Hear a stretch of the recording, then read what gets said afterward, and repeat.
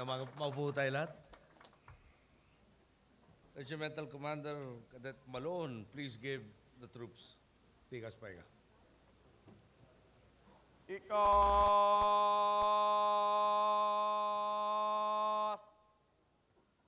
Nga! Ano? Tikas. Nga.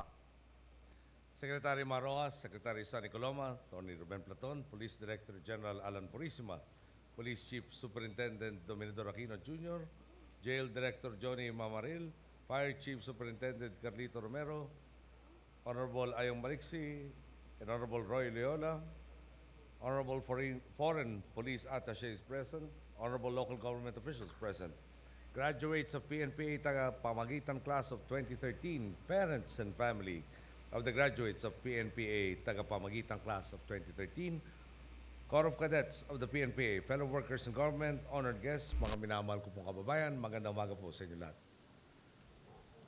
Noong nasa Baguio po tayo, nagtataka po ako, tinanong ko sa ating kalihim ng Tanggulang Pambansa, bakit yung mga nagtapos, lahat naka-tiger look? Di ba dapat masaya tayo? Kaya dito naman po sa silang ngayon, na marami po sa inyo nung kinongratulate kayo, nangiti naman. Talagang siguro mana kayo kay Secretary Rojas at sa PMA po, mana sila kay Secretary Gasmin. Matipido talaga ang ngiti ni Secretary Gasmin. Ito lang ang nakarang linggo. Nakaharap ko ang mga kabatch ninyong nagsipat tapos sa PMA. Ang mga bago nating kabalikat sa pagsusulong ng seguridad at kapayapaan sa ating bansa. Nakakatawa nga po't ngayong araw, matutunghayan naman natin ang pagtatapos ng 252 kadete ng Philippine National Police Academy. Ang bagong henerasyon ng mga alagad ng batas, ang hanay na unang takbuhan ng ating mamamayan sa pagtataguyod ng kanilang kaligtasan at kaayusan sa lipunan. Sama na ating mga bagong jail inspectors and fire inspectors. Gaya na lagi kong paalala, ang tagumpay ninyo sa araw na ito ay katiting na bahagi lang ng mahaba-haba pang pagharap sa mga pagsubok at paglalakbay. Katatapos lang ng 4 na taon ninyong practice. Palabas pa lang kayo sa akademiyang nagturo sa inyo ng mga teorya at naglublob sa inyo sa matinding pisikal at mental na pagsusulit. Ang tanong, ngayong dumating na ang panahong sapat na ang ipinunla sa inyong binhi ng pagpapahalaga ng PNPA at haharap na kayo sa totoong mundo. Pipiliin ba ninyong sumibol bilang tunay na alagad ng bayan at magsilbing bantayog ng pananagutan? O kasama kayong malalant at mabubulok ang integridad sa sistemang nakasanayan? Sa puntong ito, kung saan hitik kayo sa idealismo at pagkasabik na sumabak sa serbisyo, marahil madaling sagutin ito ng oo, nakahanda kaming paglingkuran ang Pilipino. Pero ang pinakasukatan ng paninindigan ay hindi madadaan sa salita, kundi kung paano natin tinutumbasan ng konkretong aksyon ang lumalabas sa ating bibig. Kung madali lang panagutan ang sinumpang tungkulin, bakit mayroon pa rin tayong makasama sa serbisyo ang sangkot sa anomalya at katiwalian? Halimbawa po, sa illegal logging, partikular na sa Caraga. Pebrero 2011 pa nang ipatupad natin ang Executive Order 23 na nagbabawal sa pagtotroso sa natural and residual forest. Nais natin pagdating ng bagyo, wala nang dambuhalang trosong hahambalos sa mga tulay, sisira ng mga ari-arian at kikitil ng maraming buhay. Sa halip, may mayayabong na punong sisip-sip sa tubig ulan para maiwasan ang pagguho ng lupa at pagragasa ng baha. Pero may ilang pasaway pa rin na patuloy sa ilegal na gawain ito at ilang opisyal pa ng gobyerno ang padrino. Total, sinusubukan nila tayo, tumugon tayo sa kanilang hamon. 34 na kawani ng DNR ang nasampulan natin sa tuwid na daan at tinanggal na sa pwesto. 16 rito ay mula sa DNR Caraga.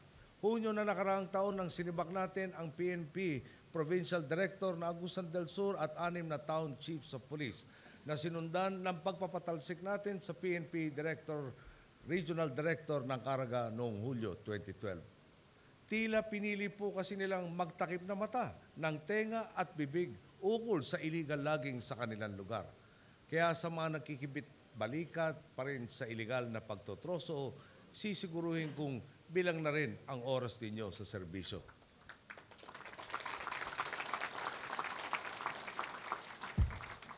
Malinaw po ang atas ko bilang Commander-in-Chief at hindi optional ang pagsunod sa batas. Wala kong sisinuhin sa nagtitigas-tigasan pa rin sa ating kautusan. Isa pang halimbawa ng kontrobersyang nagbabahid ng mantsa sa gumaganda ng imahen ng ating kapulisan, ang madugong insidente sa Timonan, Quezon. Malinaw pong may nagkulang dito at inilagay ang batas sa kanilang kamay. Kasalukuyan pong gumugulong ang investigasyon sa kasong ito at maigting natin itong tinututukan upang agarang matukoy ang mga sumaway sa ating mga batas at patakaran. Ngayon ang nalalapit na ang eleksyon, hindi po natin maatim na maulit ang trahedyang ito. Bilang dagdag na puwersa ng ating reformadong hanay, tiwala akong makikibalikat kayo sa pagsusulong na malinis, tapat at malayang halalan na magdidikta sa tutunguhin ng nating kinabukasan. Lilinawin ko lang, hindi po ako nandito para magaksik ng pagdududa at negativismo sa mga magsisipagtapos ngayong araw, kundi upang ilatag at ihanda sila sa pamatitinding pagsubok na nag-aabang sa kanilang piniling propesyon. Ang atas at hamon ko sa ating tagapamagitang class of 2013, huwag niyong bibiguin ang ating mga boss, ang sambayan ng Pilipino. Umaasa akong sa harap ng kaliwat kanan tukso ng salapit kapangyarihan, uunahin ninyo ang kapakanan ng mga naisasantabi. Higit pa sa pagiging tagapagtanggol, kayo ang magsisilbing tagapamagitan. Ang maglalapit sa mamamayan sa ating mga unipormadong hanay, ang tulay na maghahatid ng kaayusan at ligtas na pamumuhay at magbibigkis sa bawat Juan de la Cruz sa kabila ng anumang pagkakaiba at di pagkakaunawaan sa lipunan. Malinaw po, naabot ninyo ang tagumpay na ito ngayong araw dahil sa kolektibong pagsisikap at dedikasyon ng inyong mga magulang. Natustusan ang inyong edukasyon. Pati na sa profesionalismo ng inyong mga gurong kasabay ninyong nagsunog ng kilay upang paunlarin ang inyong kaalaman. Sa pagsuot ninyo ng bagong ninyong uniforme at tsapa, umaasa akong itutuon din ninyo ang bawat pasya at kilos sa katuparan ng kolektibong adhikain natin bilang bayan. Sa pagtupad ng tungkulin, lagi ninyong panigan ang tama at arugain ang kapwa. Lagi ninyong isipin kung ano ang makakabuti sa nakakarami at maging patas kayo sa pagtugon sa problema ng inyong ahensya. Pulis ka man, bombero, warden o kapwa nagsisilbi sa bayan. Tiwala akong sa mga prinsipyong ito titindig ang mga nanguna sa inyong klase na kumakatawan sa buong tagapamagitang class of 2013. Nandyan, si John Felix Pascual, ang inyong valedictorian na piniling sundan ang yapak ng kanyang ama bilang pulis at ituloy ang pagsisilbi sa ating mamamayan. Ang pumangalawa sa klase na si Christian Javier, ang karangalan at pagsisikap na isinabuhay mo bilang dating gasoline boy at taga-supot ng grocery sa isang mall, ang saring karangalan at pagsisikap na dadalin mo sa BJMP. At si Ayman Kamlon, ang pang-anim sa klase ninyo at unang Muslim na naging regiment commander sa PNPA, na huwaran ng katatagan, disiplina at mahusay na pamumuno. Mapalad kayo dahil sa nasa harap ninyo ngayon ang napakagandang pagkakataon para pumasok sa serbisyo. Tapos na ang panahon na tila dagdag pasakit pa ang gobyerno sa mga nagmamalasakit sa bayan. Batid natin kung hinahayaan nating batuta lang ang tangan ng pulis sa pakikipag-engkwentro sa mga kriminal at kung pupugak-pugak ang kanilang kagamitan, ibinabaon na rin natin sila sa hukay ng tiyak na kapahamakan. Kaya naman, bago matapos ang taong ito, target nating mapasakamay na ang halos 74,800 na unit ng 9mm na pistol na binili natin sa ilalim ng PNP Capability Enhancement Program. Tutugunan nito ang ipinamana sa ating 50% kakulangan sa pistola upang tuluyan ang makamit ang 1:1 ratio sa bilang ng mga pulis at baril. Nito ring nakaraang taon, nakabili na tayo ng 76 na fire trucks para sa Bureau of Fire Protection. Ang good news po, sa halip na bilhin natin ito ng 9 na milyong piso, nakuha natin ang bawat unit sa halagang 5 milyong piso lamang at ang natipid na pondo ay mailalaan sa iba pang pangangailangan. Dagdag pa rito, nakabili na rin tayo ng mahigit 400 short firearms at mahigit 960 long firearms para sa BJMP. Kaakibat po nito,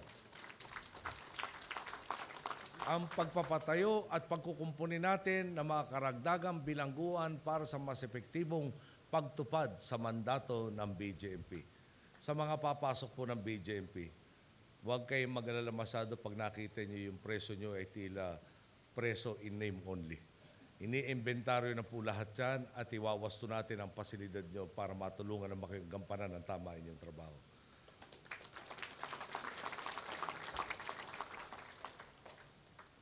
Tulad ng ating ipinangako na ipatayo na natin ang 21,800 na pabahay para sa ating kapulisan at kasunduluhan. Nasa phase 2 na po tayo ng programang ito kung saan an additional 31,200 na pabahay ang tinatapos na nating ipatayo para sa AFP, PNP, BFP, BJMP at sinama na rin natin ang Bucor. Matatapos po ito dapat ng Agosto.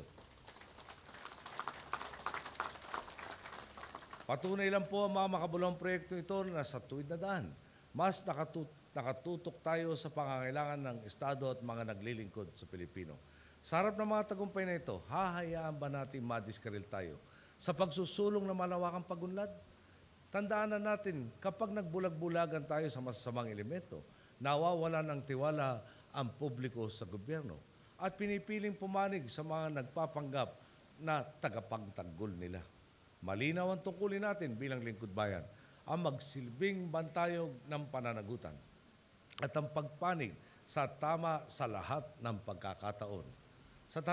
Sa tagapamagitan Class of 2013, halina't sabay-sabay nating tahakin ang tuwid na landas at patunayan ninyong karapat-dapat kayong hiranging marangal na produkto ng Philippine National Police Academy at magsilbing tagapaglingkod ng sambayanang Pilipino. Bago po ako magtapos, tuwing graduation po, naalala ko nung panahon ko nag-graduate rin po. Ako po yung nag-graduate ng grade school, Barcelona, hindi ko kasama ang aking ama sa aking graduation. Nandun po ang aking ina, mga kapatid. High school, Marcelo pa rin. Wala na naman po ang aking ama, nandun po ang aking ina at mga kapatid. College po, parang Marcelo pa rin hunon. Lahat po sila, tatay ko nagkaroon na nakaramdaman sa puso, pinadala sa Amerika. Doon nagpagamot, kasama po ang aking mga kapatid. Pati ako po, hindi na ho nakamarcha nung graduation namin dahil baka mawala raw yung pahintulot na sumunod sa kanila. May diploma po ako pero hindi ko na rin naranasan yun. At siguro, yun rin ang humubog sa aking mga pananaw na dapat hindi na mangyari yung kamalian, siyempre na Marcelo. At kailangan madama ng bawat Pilipino kung ano talaga ang silbi at halaga ng demokrasya para sa bawat isa. Pagdating nyo sa mga sangandaan na kailangan kayong mamili kung saan tutungo, baka pwede ko ibahagi sa inyo ang payo ng aking ama. Sabi niya sa akin nung araw, pag hindi natin pinagtanggol ang karapatan ng ibang grupo, hinahanda na rin natin ang sitwasyon na pati ang karapatan natin ay mawala rin at tayo naman ang apihin. Talaga pong importante, bawat isang mamamayang Pilipino, matingnan tayong lahat na siyang pwedeng sandalan at talagang maaasahan at makikita po nyo, bayang nagtutulungan, wala na po talagang pipigil sa pag-unlad at katahimikan. Magandang araw po. Maraming salamat sa inyo. Thank you, Mr. President. Please remain